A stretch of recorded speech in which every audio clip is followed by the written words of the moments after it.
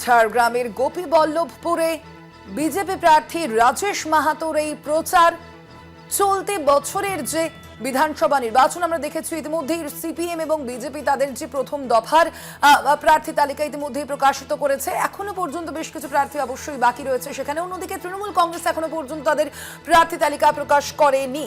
পাশাপাশি কংগ্রেসের তরফ থেকেও কিন্তু জানানো হয়েছে যে আর কিছু দিনের মধ্যেই কিন্তু তাদের তরফ থেকেও যে প্রার্থী তালিকা তা কিন্তু প্রকাশ করে দেওয়া হবে। অবশ্যই 23শে এপ্রিল এবং 29শে এপ্রিল রয়েছে রাজ্যে দু দফায় ভোট এবং সেই ভোটকে মাথায় রেখে এই প্রার্থী তালিকা ইতিমধ্যেই ঘোষণা করে দিয়েছে সমস্ত দলগুলি। প্রার্থী ঘোষণা হতেই শুরু জোর কদমে প্রচার। কথা বলবো আমাদের সঙ্গে এই মুহূর্তে ফোন লাইনে রয়েছেন প্রতিনিধি অরূপ ঘোষ। অরূপ, যে বিষয়টি জানতে চাইবো, আমরা দেখেছি গতকালই বিজেপি প্রার্থী তালিকা প্রকাশ করেছে, রাজেশ মাহাতোর নাম সেখানে রয়েছে। কি বলছেন তিনি? মূলত কোন হাতিয়ার সামনে রেখে তৃণমূলের বিরুদ্ধে লড়বে তিনি?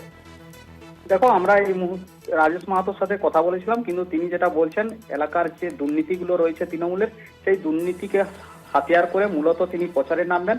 তিনি জানান ঝাড়গ্রাম জেলার বিভিন্ন বিধানসভায় তৃণমূল যেভাবে দুর্নীতি থেকে শুরু করে কাটমানি খেয়েছে তাতে মানুষ কিন্তু তৃণমূলের প্রতি অসন্তুষ্ট প্রকাশ করছে, ফলে মানুষ তৃণমূলের সাথে নেই বলে তিনি জানান এই তৃণমূলকে এখন পাল্টানোর জন্য মানুষ নেমে পড়েছে এবং আগামী 2026-এর যে বিধানসভা নির্বাচন সেই নির্বাচনে মানুষ তার রায় দেবে। দেখো, একটা বিষয় তোমাকে জানিয়ে রাখি, আসন্ন বিধানসভা নির্বাচনকে সামনে রেখে এই জঙ্গলমহল জুড়ে রাজনৈতিক তৎপরতা ক্রমশ বাড়ছে। বিভিন্ন রাজনৈতিক দল ইতিমধ্যে নিজেদের প্রার্থী ঘোষণা করে প্রচার শুরু করেছে, আবার কোথাও কোথাও দলীয় প্রার্থীর নাম ছাড়াও দেওয়াল লিখন শুরু হয়েছে।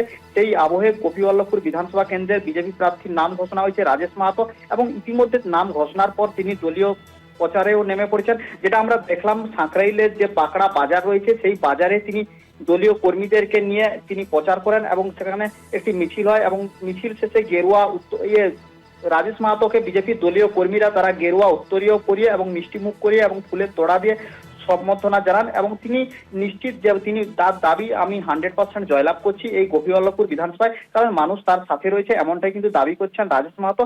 যদিও বিজেপি কর্মীদের ভিড়ও ছিল চোখে পড়ার মতন।